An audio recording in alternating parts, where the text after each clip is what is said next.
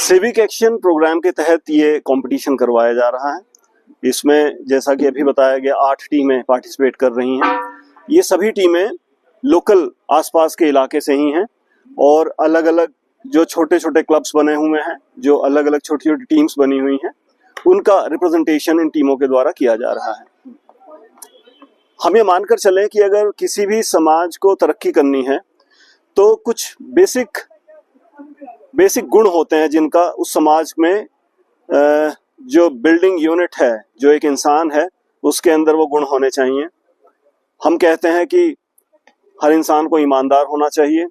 तरक्कीशुदा होना चाहिए, उसको एक टीम के तौर पर काम करने की भावना उसके अंदर होनी चाहिए, न्यायप्रिय होना चाहिए, भेदभाव नहीं करना चाहिए। जब वो अपने साथियों की तरफ देखे तो वो इस हिसाब से ना देखे कि मैं किसी धर्म की तरफ देख रहा हूँ या किसी जाति की तरफ देख रहा हूँ या किसी रंग या किसी भाषा की तरफ देख रहा हूँ, बल्कि वो उसकी काबिलियत के अनुसार उसे देखे। अगर ये सभी गुण समाज में हैं, समाज के जो बिल्डिंग ब्लॉक्स हैं इंसान हैं, तो हम मानकर चलें कि समाज तरक्की करेगा। और इन सब चीज़ों को सिखाने के लिए बचपन से ही अगर कोई सबसे अच्छा तरीका हो सकता है तो वो है कि हम बच्चों को खेलों के अंदर पार्टिसिपेट करवाएं, क्योंकि ये वो सारी की सारी चीज़ें हैं जो कि जैसे कि अभी आप देखेंगे भी इस मैच के अंदर, इसमें ये अनुशासन के साथ खेलेंगे, जो भी अंपायर का निर्णय होगा उसे मानेंगे, एक टीम भावना के तहत खेलेंगे, क्योंकि जानते हैं कि अगर इंडिविजुअलिस्टिक खेलेंगे तो शायद जीत नहीं पाएंगे। तो टीम की जो जरूरत होगी उसको वो सर्वोपरि रखेंगे, अपने इंटरेस्ट से ऊपर रखेंगे, न्यायप्रिय रहेंगे, और अगर अपने साथी की इज्जत करेंगे, सम्मान करेंगे, उसके लिए तालियां बजाएंगे तो उसके प्रदर्शन के अनुसार बजाएंगे, उसके रूप रंग या उसके जाति या बिरादरी या इन सब चीजों को ध्यान में रख के वो नहीं बनाएंगे। तो हम मानकर चलें कि अगर हमारा एक आम बच्चा खेल कूद के अंदर भाग लेता है तो ये सारे के सारे गुण जो हैं उसके अंदर अपने आप ही उसके जो व्यक्तित्व है उसका हिस्सा बनते चले जाते हैं, और अल्टीमेटली यही वो बच्चे हैं जो कि आगे चलकर इस समाज के लीडर्स बनेंगे। हमारी पीढ़ी बूढ़ी होगी, ये जवान होंगे और आगे बढ़ेंगे और यही समाज को आगे लेकर चलेंगे। तो शायद इन गुणों का विकास करने के लिए इससे अच्छा योगदान, जैसे कि ये क्रिकेट का टूर्नामेंट है, इससे अच्छा योगदान नहीं हो सकता है। और उसी कड़ी के अंदर बेसिकली सिविक एक्शन प्रोग्राम भी है कि ये सब बच्चे यहाँ पार्टिसिपेट करें, एक दूसरे के साथ